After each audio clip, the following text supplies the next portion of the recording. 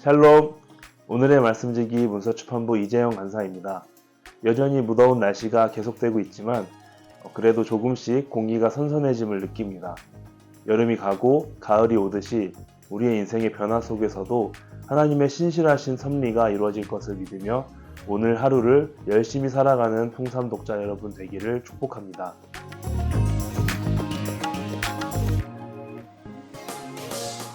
오늘 말씀에서는 난파된 배에서 구조된 바울 일행이 당도한 멜리데 섬에서의 이야기가 소개되고 있습니다.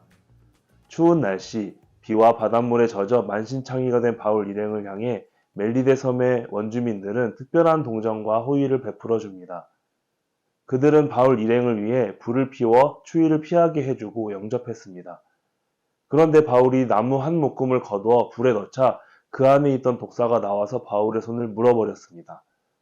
원주민들은 이를 보고 바울이 분명 죽을 것이라고 생각했습니다. 그러면서 저 사람은 분명 살인한 자다. 바다의 풍랑에서는 목숨을 건졌지만 독사에 물리다니 공의가 그를 살지 못하게 할 것이다 말합니다.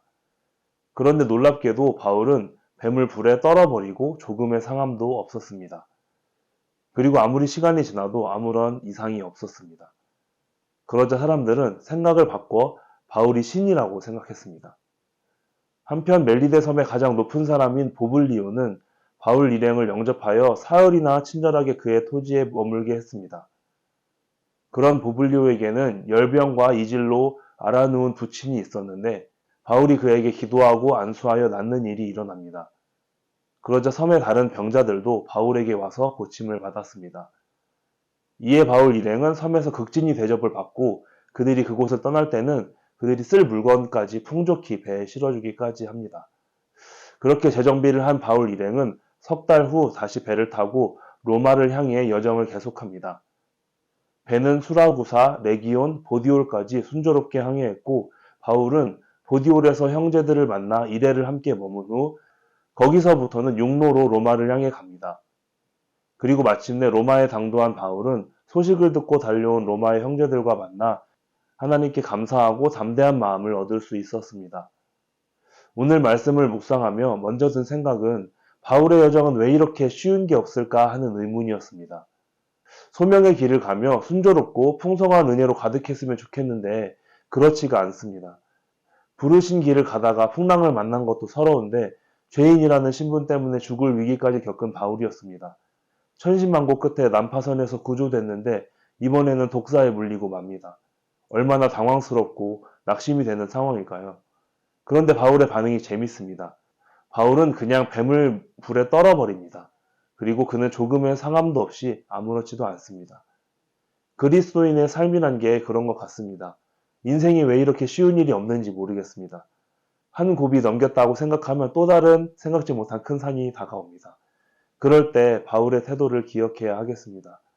바울이 뱀을 떨어버리듯이 그 모든 염려와 걱정, 또 사람들의 시선과 평가를 떨어버리고 맡기신 삶을 묵묵히 살아가는 태도입니다. 그러한 삶을 살아갈 때 우리는 하나님의 축복의 통로로 쓰임받을 수 있습니다.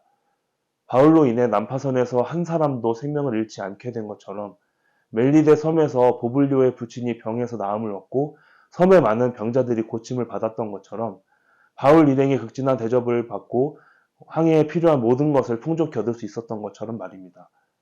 바울이 그러한 축복의 통로가 될 수 있었던 것은 하나님이 주신 소명의 길을 가며 작은 일에서부터 충성했기 때문입니다. 그것은 오늘 본문에서 나무를 걷어 불을 피우는 바울의 모습을 통해 잘 볼 수 있습니다. 보블리오의 아버지를 고치고 멜리데 섬의 많은 병자를 고치는 모습에서도 드러납니다. 바울은 서둘러 로마로 향해야 한다고 불평하거나 낙심하기보다 자신의 위치에서 성실하게 하나님의 맡기신 일을 행했습니다.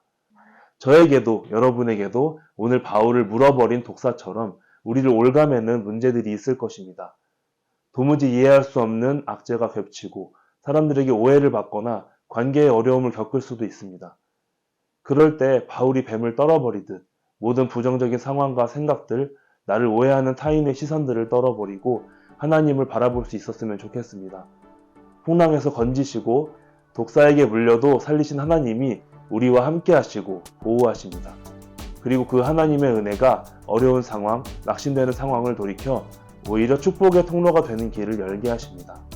그런 하나님을 바라보며 삶의 어느 자리에서나 축복의 통로가 되는 저와 여러분이 되길 축복합니다. 샬롬.